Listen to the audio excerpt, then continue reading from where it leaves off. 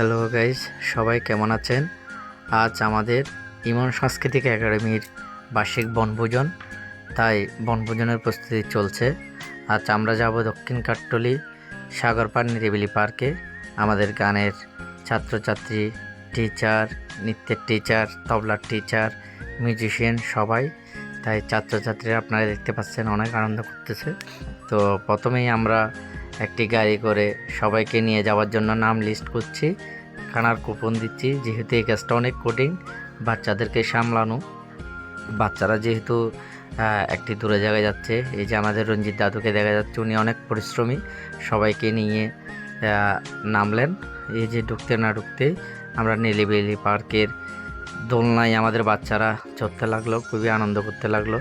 আমার ছোটো ছোটো বোনরা সবাই অনেক আনন্দ করতেছে। এর ভাগে আমি একটু কথা বলি, আমাদের আজকে সব কিছুর পর একটি লটারি, যেটা সবাইকে আনন্দ দেয়, সেই লটারির কুপন আমি বিক্রি করতে লাগলাম। আসলেই এটা খুব মজার একটি বিষয়। তো সবাই আপনারা দেখতে পাচ্ছেন খুব সুন্দর দোলনাতে দুলছে। এই যে আমাদের প্রমিস, যে টিচার এবং সাংস্কৃতিক একাডেমির, সে অনেক পরিশ্রমী। এ আরেকটা আমার ভাই, ছোট ভাই আকাশ। এই যে এটি হচ্ছে আমাদের প্রোগ্রাম স্পোর্ট। তো আজকে আমাদের এখানে অ্যাকোস্টিক হবে। তো আমি আমার টিম নিয়ে আজকে এখানে প্রোগ্রাম করব। তো সবাই এদিক ওদিক ঘোরাফেরা করছে, যে যেদিকে পাচ্ছে খেলাধুলা করছে, কেউ বরে গাচ্ছে। তো খুবই একটি আনন্দের দিন ছিল আমাদের শুক্রবার। তো আমি কুপন বিক্রি করতে লাগলাম। তো সাউন্ডের আমাদের রিয়াজ ভাইকে আমি 5টি কুপন দিলাম।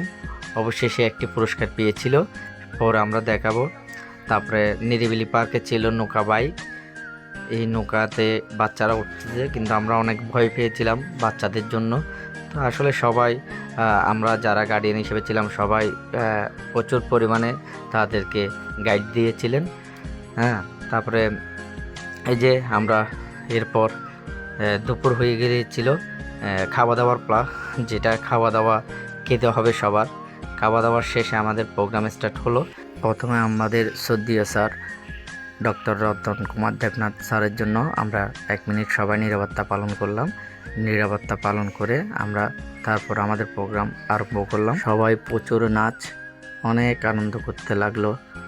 মনোযোগ দিয়ে বাজাচ্ছেন আমার রাহুল ভাই, রাজু, আমাদের তবলার টিচার। প্রোগ্রামে সবাই উড়াধুরা নাচ, খুব আনন্দ করলো বাচ্চারা, গার্ডিয়ানরা, টিচাররা এবং আমার ছোট ছোট ভাইরা যারা গিয়েছেন, সবাই মিলে আনন্দ করলাম।